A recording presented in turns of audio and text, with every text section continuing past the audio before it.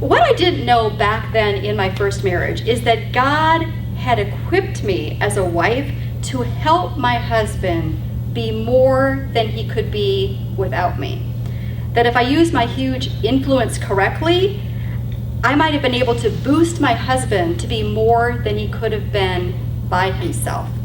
And so you may be a disappointed wife, a frustrated wife, but with God's help, you can help turn things around in your marriage because God has given you this powerful responsibility of being your husband's helper. That's our key verse, Genesis 2:18. We'll be revisiting that a few times.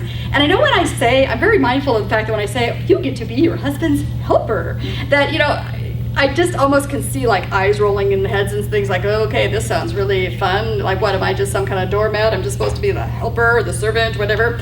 Because I don't really like that connotation of I'm just my husband's helper.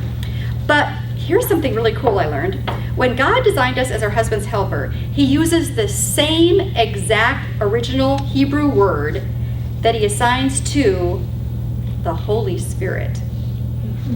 That's kind of interesting, isn't it? Kind of interesting. 12 times in the Old Testament, he uses the same word, that word helper, the original Hebrew word helper.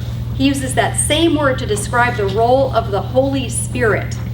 Now, do you think the Holy Spirit isn't that important? That helped me feel a little bit better about this role.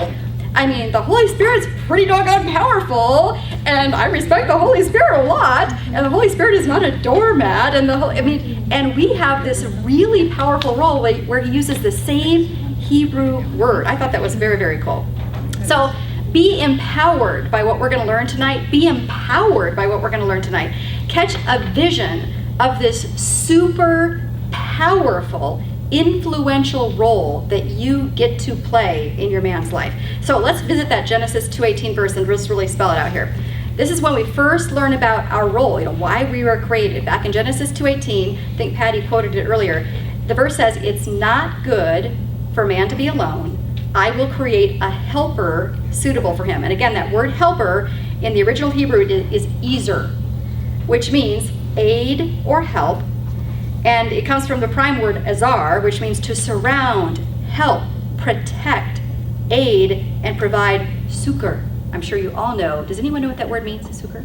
Well, I'll tell you because I had to look it up. It means to provide assistance in hardship or times of distress. Mm-hmm. So this is what we can do for our husbands.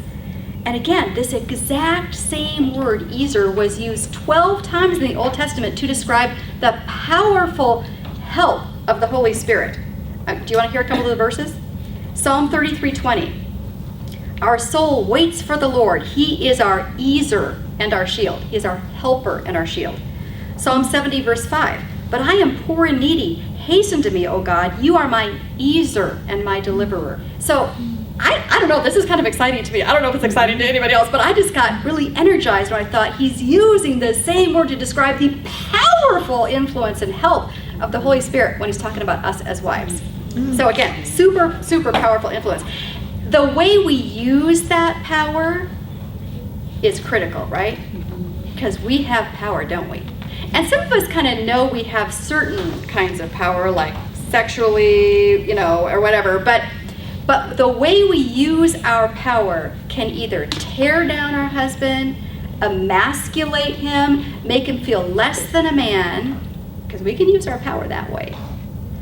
Or we can actually harness this power in the right way, and I believe we can help our husbands be way better than they are right now, a better man than they are right now.